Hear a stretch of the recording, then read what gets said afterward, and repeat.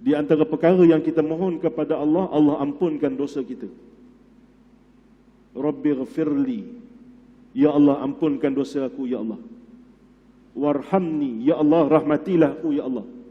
Wajburni, ya Allah tutulah aibku ya Allah. Warfa'ni, ya Allah angkatlah darjatku ya Allah. Warzuqni, ya Allah berilah rezeki kepadaku ya Allah. Wahdini, ya Allah berilah petunjuk kepadaku ya Allah. Wa'afini, ya Allah berilah keafiatan, kesihatan kepadaku ya Allah. Wa'fu anni, ya Allah maafkan kesalahanku ya Allah. 8 benda yang kita minta dengan Allah dalam solat kita, khusus semasa kita duduk di antara 2 sujud. Yang pertama, Rabbighfirli, ya Allah ampunkan dosaku ya Allah. Karena itu bila kita solat, semoga bila kita solat, selepas daripada kita solat, kita memohon ampun kepada Allah dan Allah Ta'ala mengampunkan dosa-dosa kita. Karena itu bila kita solat, habis kita mengerjakan solat kepada Allah, maknanya kita memohon ampun kepada Allah, kita menyembah Allah. Kan kita tahu ibadah tu al-khudu' lil ilah ala wajhi ta'zim. Kita tunduk dan patuh kepada Allah dengan kita membesarkan Allah. Tapi dalam masa sama, ibadah solat itu di antara ibadah yang apabila kita mengerjakan solat kita kepada Allah, semoga selepas daripada solat Allah Subhanahu wa taala mengampunkan dosa-dosa kita. Karena itu di antara sifat ataupun perkara yang telah dilakukan juga oleh Nabi SAW. Sebab tu kita tahu Nabi ni maksum, Allah pelihara daripada dosa. Allah pelihara Nabi daripada dosa. Dan setiap tutur kata yang keluar daripada lisan Nabi SAW, semua wahyu dari Allah. Wa ma yantiqu 'anil hawa illa wahyu yuha. Dan tidak berkata Rasulullah SAW, kalau Nabi bercakap ni bukan daripada hawa nafsu dia. Illa wahyu yuha, melainkan apa yang Allah telah wahyukan kepada baginda Nabi kita Nabi Muhammad SAW. Sebab tu dalam sebelum peristiwa hijrah, ketika mana Quraisy berada di Darun Nadwah berbincang macam mana kita nak buat kepada Muhammad ni, last sekali keputusan telah dibuat, iaitulah Nabi ataupun Muhammad mesti dibunuh.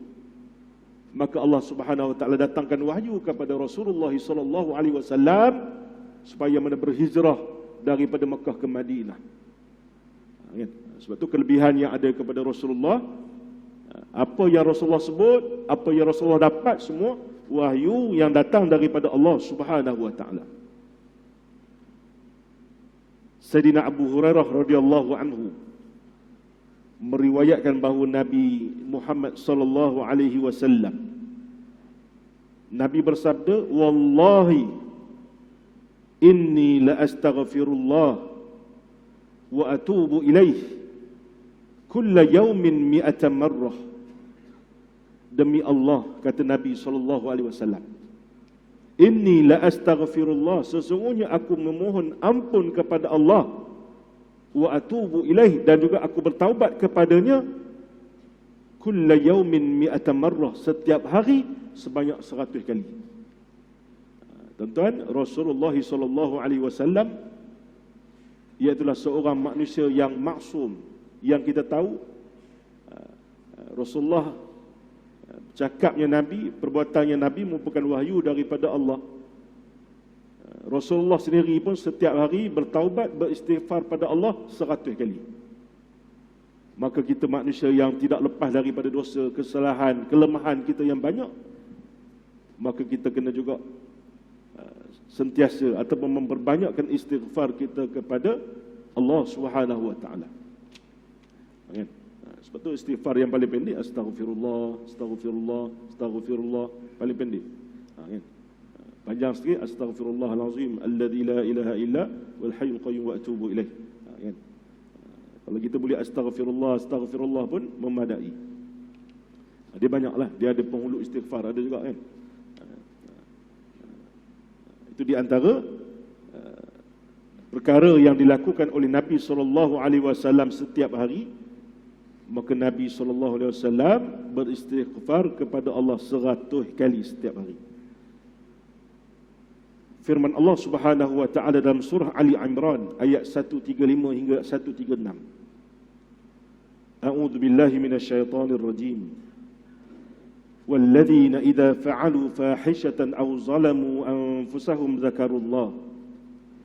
والذين إذا فعلوا فاحشة أو ظلموا أنفسهم ذكروا الله فاستغفروا لذنوبهم ومن يغفر الذنوب إلا الله ولم يصروا على ما فعلوا وهم يعلمون أولئك جزاؤهم مغفرة من ربهم وجنات تجري من تحتها الأنهار خالدين فيها wa ni'ma ajrul 'amilin. Shadaqallahul 'azim. Allah menyebut dalam surah Ali Imran ayat 135 hingga 136.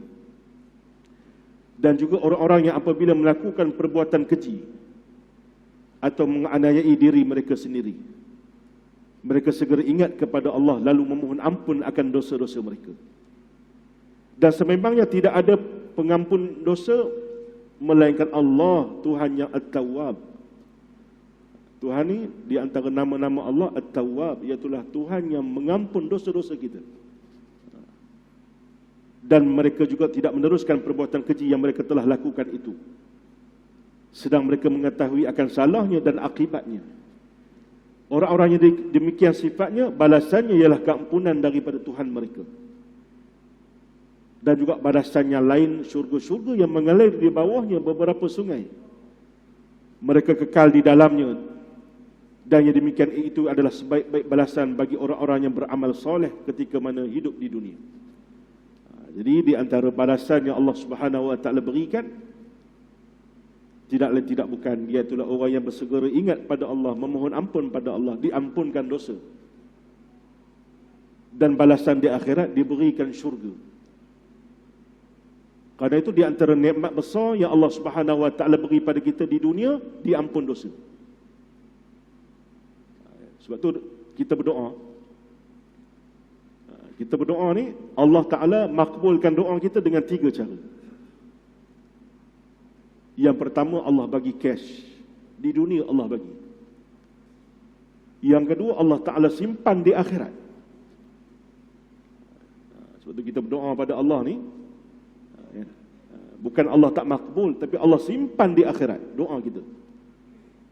Bukankah Allah sendiri menyebut dalam suratul A'la, walal akhiratu khairu wa abqa, dan akhirat itu lebih baik dan lebih kekal. Kan? Akhirat lebih baik dan lebih kekal.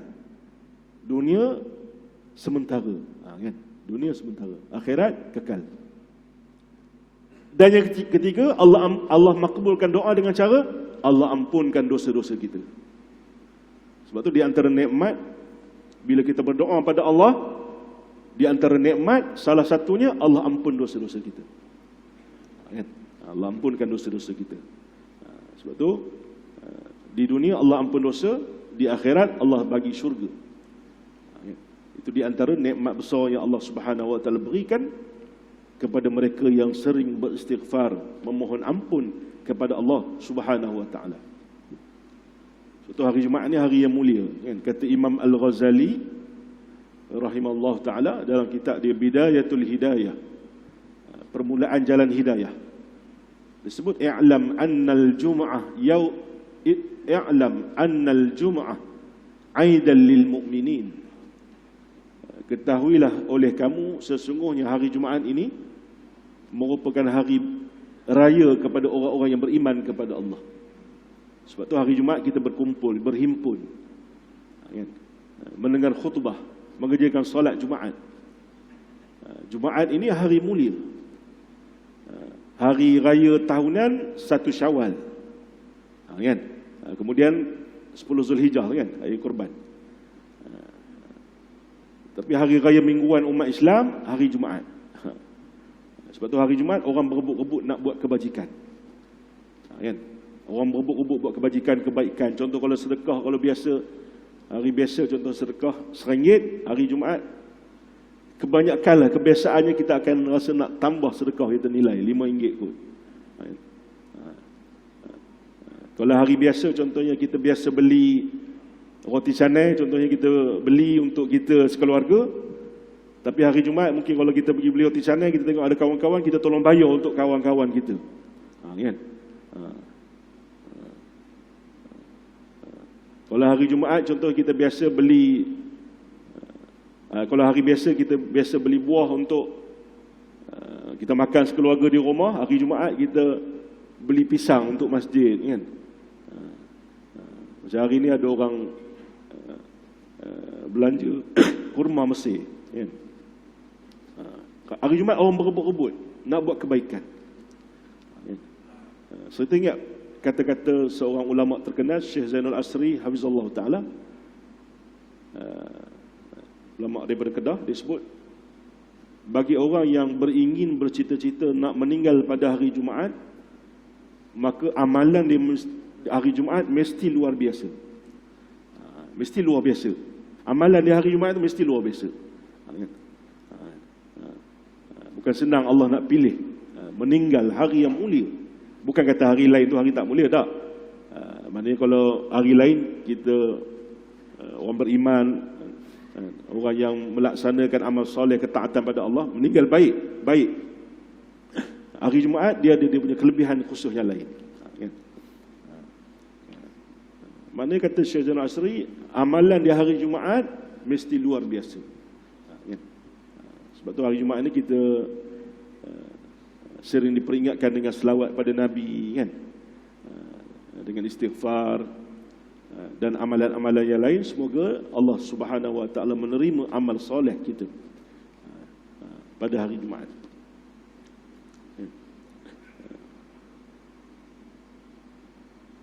Lihatlah dan renungkan serta muhasabah diri kamu, wahai saudara-saudaraku sekalian, bagaimana tawaduknya baginda Nabi SAW dalam melayari kehidupan seharian baginda. Walaupun baginda Nabi SAW seorang yang maksum, tetapi masih lagi beristighfar dan memohon ampun kepada Allah, yang kita baca tadi. Yang Nabi bersumpah, wallahi, demi Allah, setiap hari aku akan memohon keampunan pada Allah, dan juga aku bertaubat kepadanya 100 kali setiap hari. Kan? Jadi kita kena jadikan Nabi sebagai contoh. Nabi yang maksum pun istighfar pada Allah, memohon ampun pada Allah, bertaubat 100 kali. Apatah lagi kita manusia biasa. Dalam sebuah hadis yang lain, Nabi menyebut, kullu bani Adam khata'un wa khairul khata'in at-tawwabun. Sekalian anak-anak Adam melakukan kesalahan, dan sebaik-baik orang yang bersalah at-tawwabun, orang yang bertaubat pada Allah. Jadi setiap pada kita ni, anak Adam, manusia biasa, memang kita tak lepas daripada kesilapan. Tapi sebaik-baik orang yang buat salah ni, kata Nabi, orang yang dia bertaubat kepada Allah Subhanahu Wa Taala. Sebab tu hari ini kita berada di zaman Allah uji kita dengan, masih uji dengan wabak, ujian penyakit COVID. Maka saya teringat kata-kata seorang ulama, dia kata, di musim COVID ini, maka kita jangan lupa ataupun kita jangan tidak buat 3 perkara ni. Jangan sampai kita tak buat 3 perkara. Yang pertama, istighfar kepada Allah banyak-banyak. Istighfar pada Allah. Kita takut-takut ujian bala yang Allah datang kepada kita ini sebabkan dosa-dosa yang telah kita buat. Yang kedua, maka kita jangan sampai tidak baca Al-Quran. Pesan ulama ini, maknanya jangan sampai kita tidak baca Al-Quran. Bacalah Al-Quran. Sebab tu hari ni ada orang buat grup bacaan Al-Quran, buat grup supaya nak bagi datang semangat. Ada kekuatan untuk membaca. Kenapa? Kerana dia ada dia punya tempoh dia, seminggu 2 minggu, okey. Setiap kita akan kita buat laporan, dah cukup kan 1 juzuk ataupun tidak. Dia ada dia punya ni. Jadi pesan ulama tu yang pertama istighfar, yang kedua baca Quran, yang ketiga sedekah. Kan? Moga dengan sedekah kita tadi Allah ampun dosa-dosa. Sebagaimana yang disebut dalam sebuah hadis Nabi SAW, Nabi kata apa? Ketika mana Nabi tanya kepada Sayyidina Muaz bin Jabal. Sayyidina Muaz bin Jabal ni sahabat besar Nabi, sahabat daripada Ansar, yang dia masuk Islam umur 18 tahun. Seorang sahabat yang alim dalam perkara halal dan haram dalam Islam, bersama Nabi dalam beberapa siri peperangan, antara peperangan Badar. Seorang sahabat yang hebat. Nabi pernah bertanya kepada Sayyidina Muaz bin Jabal radhiyallahu anhu, "Wahai Muaz, ala adulluka ala abwabil khair? Kamu naklah aku tunjuk pada kamu pintu-pintu kebaikan?" Nabi sebut 3. Di antara yang Nabi sebut, as-sadaqatu tudfi'ul khati'ah kama yudfi'ul ma'un nar. Nabi kata sedekah dapat menghapuskan kesalahan kamu seperti mana air yang memadamkan api. Maka ulama memberikan huraian yang disebutkan dengan dosa yang diampunkan oleh Allah dengan sedekah kita tadi, iaitulah dosa-dosa kecil yang telah kita buat. Adapun dosa-dosa besar, maka kita kena mohon ampun kepada Allah Subhanahu wa taala. Kan? Maka 3 perkara yang dipesan oleh ulama kita berada dalam musim Covid ni, dalam musim pandemik ni, banyak istighfar, yang kedua baca Quran, dan yang ketiga banyakkan sedekah. Semoga Allah Taala pelihara kita.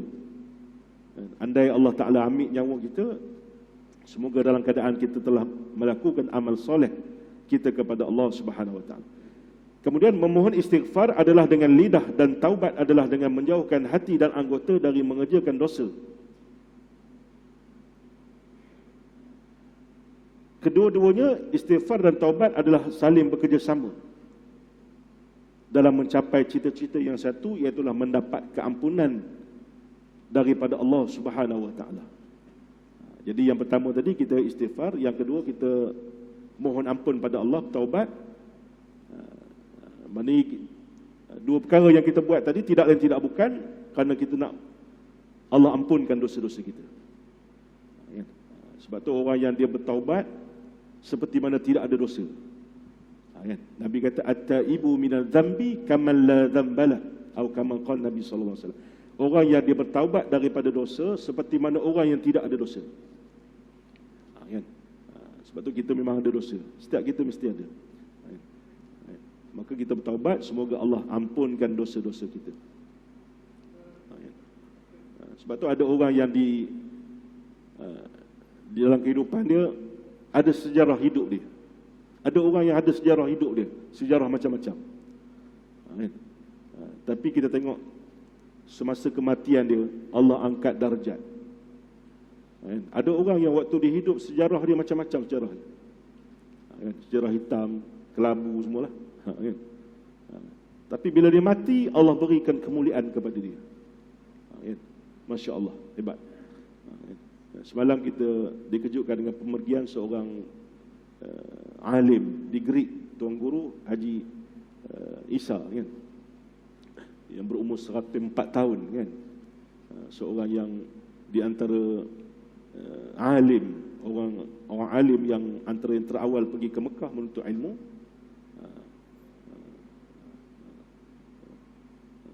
Antara yang berguru dengan Pak Daim dan ramai lagi tokoh-tokoh ulama besar. Saya baca dia punya kelebihan dia waktu dia hidup. Antaranya dia tidak, waktu dia sihat tu dia tak tinggal solat jemaah. Masya-Allah, hebat. Kan? Kemudian antara kelebihan dia yang lain, setiap kali Ramadan solat tarawih dia 20. Masya-Allah, hebat. Kan? Bukan kata kita yang buat 8 ni, tak ni, maknanya kita nak cerita kehebatan dia tu. Itu kan, hebat. Waktu meninggal Allah angkat darjat sebab orang alim kan, orang yang menabur jasa dengan ilmu, kan? Memberikan ilmu pada manusia. Allah angkat darjat dia, ramai datang solat jenazah, kan? Dan juga ada, kita tengok ada kisah sejarah orang-orang yang waktu duduk atas dunia dulu dengan kisah-kisah yang pelbagai. Tapi waktu dia meninggal, Allah juga angkat darjat dia. Kemuliaan yang Allah berikan. Dalam beberapa hari ni kita tengok ada kisah, ada seorang baru ni apa nama dia, Abang Ali, dia daripada Johor, dia semboyan dengan Yusuf Azmi. Ramai juga orang-orang alim datang. Meninggal jatuh motor di highway dekat Paguh, dan meninggal, dan dia dikebumikan di Kuala Lumpur kalau tak silap saya. Kisah dia sampai sekarang pun orang masih lagi menyebut. Dan ramai tok-tok guru orang-orang alim yang pergi solat jenazah dan menziarahi di kubur. Kan? Sebab tu bila orang meninggal, ramai yang sebut kebaikan dia, maknanya baiklah tu. Kan? Dan Nabi juga pernah sebut, kalau kita pergi ziarah orang yang sakit, orang yang meninggal, kita kena sebut benda yang baik-baik. Sebab tu kita pergi ziarah orang sakit, kita doa syafakallah ataupun as'alullah al-azim rabbal arsyil azim ayyashfiyak. Aku memohon kepada Tuhan yang memiliki arasy yang agung. Aku berdoa aku memohon kepada Allah Tuhan yang Maha Agung, yang memiliki arasy yang agung, semoga disembuhkan kamu. Ataupun syafakallah, ataupun kita boleh doa bahasa Melayu pun boleh.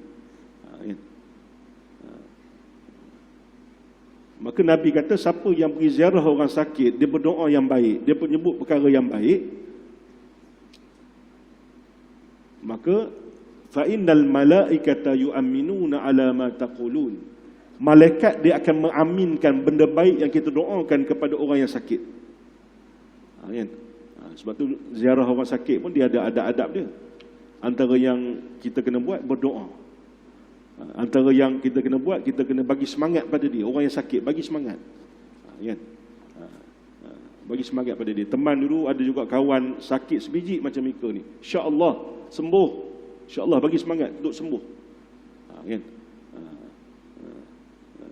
Jangan pula kita melemahkan semangat dia, orang yang sakit ni. Kan? Teman dulu ada kawan sebiji macam Mika sakit. 3 kali Jumaat meninggal dia. Kan?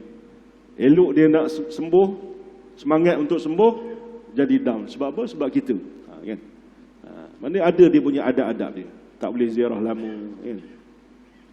Begitulah juga kita ziarah orang yang mati. Kata Nabi SAW, kita faqulu khairan, kita sebut benda yang baik. Doa pun benda yang baiklah kita sebut. Kita panjat pada Allah doa. Kan? Faqulu khairan fa innal malaikata yu'minuna ala ma taqulun. Sesungguhnya para malaikat Allah, dia akan mengaminkan, amin. Dia akan mengaminkan perkara yang kita doakan, perkara yang kita sebut benda-benda yang baik tadi kepada jenazah. Kan? Sebab tu kita kalau jenazah ada benda doa biasa yang kita baca, Allahumma ghfir lahu kalau lelaki, warhamhu wa'afihi wa'fu anhu. Paling tidak kita akan baca, ya Allah ampunlah dosa dia, ya Allah rahmatilah dia, ya Allah maafkan kesalahan dia. Kan? Maka malaikat dia akan mengaminkan perkara yang kita panjatkan tadi. Kemudian kita tengok lagi sabda Nabi SAW, man akthara minal istighfar ja'alallahu lahu min kulli hammin faraja wa min kulli dhiqin makhraja wa razaqahu min haitsu la yahtasib. Hadis riwayat Abi Daud daripada Sayyidina Abdullah bin Abbas radhiyallahu anhu. Nabi sebut, barang siapa yang berbanyakkan istighfar pada Allah, Allah akan jadikan baginya kesukaan bagi tiap-tiap kesusahan yang dia alami.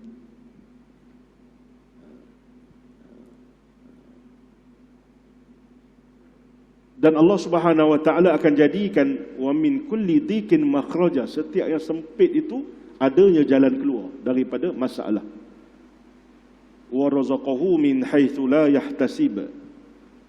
Dan orang yang istighfar ini juga kata Nabi SAW, wa razaqahu min haitsu la yahtasib, akan diberikan rezeki dari arah yang tidak disangka-sangka. Sebab tu tuan-tuan, saya yakin tuan-tuan pasti akan diberikan Allah Pada tuan-tuan barangkali pernah alami, dengan amalan istighfar kita, Allah bagi macam-macam yang kita nak. Allah bagi macam-macam yang kita nak. Sebab apa? Sebab Nabi janji, Nabi sebut, Nabi sebut Allah Ta'ala akan beri rezeki dari arah yang tidak disangka-sangka. Kita bisa dengar kisah seorang imam besar, Imam Ahmad ibn Hanbal rahimallahu ta'ala, seorang imam yang besar dalam mazhab Hanbali. Imam Ahmad ni pernah bersama dengan pembuat roti. Dia berada di rumah pembuat roti. Pembuat roti ni daripada malam sampai ke subuh, maka dia sentiasa istighfar pada Allah. Sehinggalah satu ketika, waktu itu Imam Ahmad Ibn Hanbal bermalam di rumah dia, pembuat roti tu. Jadi keesokannya Imam Ahmad bertanya perihal istighfar pembuat roti tadi yang sentiasa ataupun yang banyak kali istighfar daripada malam sampai ke siang.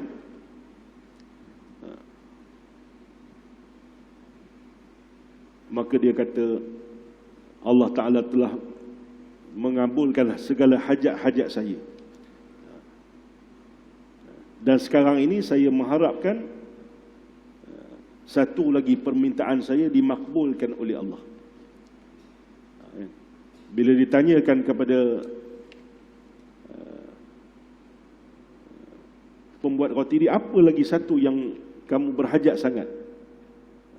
Maka dia kata, aku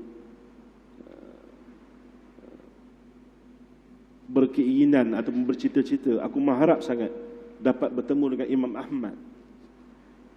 Yang waktu itu Imam Ahmad Allah Ta'ala dah hantar masuk dalam rumah dia. Itu yang kata warazaqahu min haitsu la yahtasib. Allah berikan kepada dia rezeki daripada arah yang tidak disangka-sangka. Allah bagi rezeki